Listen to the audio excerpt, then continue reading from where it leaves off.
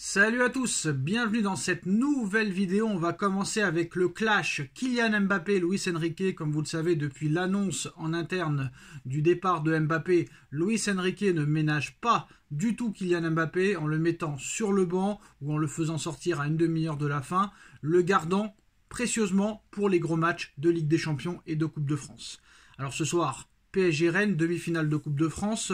Ce matin, conscient du malaise, Luis Enrique en aurait remis une couche en invitant les joueurs à mettre leur ego de côté, surtout les Kylian Mbappé, Achraf Hakimi, Marquinhos, les cadres et les stars entre guillemets de cette équipe.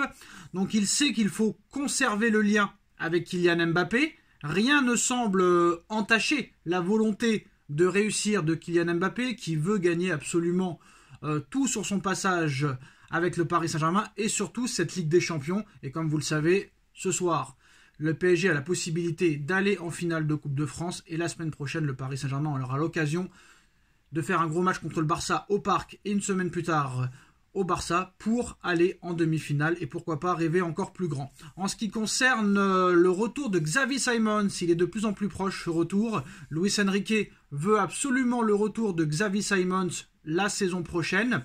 Il souhaite s'appuyer sur lui. Il a été convaincu par les performances de Xavi Simons et sa polyvalence sur le terrain. Reste maintenant à connaître la position du joueur qui aura son mot à dire, ça c'est sûr et certain, mais quoi qu'il en soit, Xavi Simons appartient au Paris Saint-Germain. Donc si Luis Enrique veut le retour de Simons, Simons ne pourra rien dire. Peut-être que Simons voudra partir, très clairement, mais si le PSG veut garder Simons, Simons restera. Simons a prolongé jusqu'en 2027 avec le Paris Saint-Germain.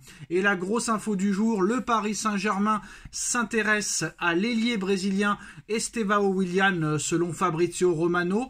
Chelsea est aussi intéressé. Au Brésil, le joueur de 16 ans est considéré comme un véritable diamant, une pépite, à tel point qu'il est surnommé Messinho. Messinho en hommage à Messi, le Messi brésilien. Estevão Willian pourrait débarquer au Paris Saint-Germain qui a une nouvelle politique de jeunes joueurs. Il aurait une clause libératoire de 60 millions d'euros. Moi je pense que très clairement, en ayant vu quelques vidéos sur lui, ça peut valoir le coup, 60 millions d'euros.